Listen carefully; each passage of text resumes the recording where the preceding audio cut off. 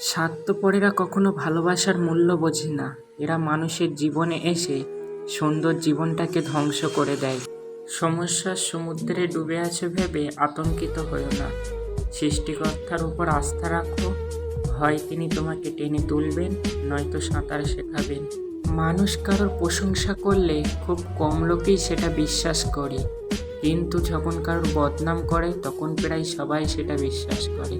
কষ্ট হলেও ভিতরের ক্ষতগুলো নিজের মধ্যেই রেখে দিন, কারণ মানুষ মলমের জায়গায় লবণ লাগাতে বেশি পছন্দ করে। চালাক হলেই মানুষ হওয়া যায় না, চালাক তো শিয়ালও হয়। মানুষ হতে গেলে তার মধ্যে মানুষত্ব থাকা দরকার। সম্পর্ক যদি ভাবনার সাথে মিশে যায় তবে তা ভাঙা মুশকিল, আর যদি স্বার্থের সাথে মিশে যায় তাহলে তা টেকানো মুশকিল।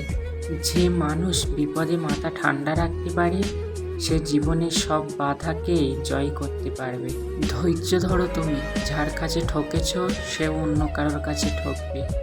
স্বার্থপর হতে পারলাম না বলেই আজও চোখের পানি মুছতে হয়। উপার্জন করতে শিখুন, নয়তো মূর্খ লোকের কাছ থেকেও কথা শুনতে হবে। মানুষ যখন কিছু পায় তখন সে বোঝে না কি পেয়েছিল, কিন্তু যখন হারিয়ে ফেলে তখন বুঝতে পারে সে কি হারিয়েছে আর কাকে হারিয়েছে। সবাই আমাকে ঠকালেও সৃষ্টিকর্তা আমাকে কোনোদিনও ঠকাবে না, বিশ্বাস রাখি তার উপরে। আমি কখনো অর্থের অভাবে অসহায় হইনি, আমি অসহায় হয়েছি প্রিয়জনের মিথ্যা ছলনায়। পকেটে 5,000 টাকা আপনাকে বিলাসিতা শেখাবে, আর 5 টাকা শেখাবে বাস্তবতা।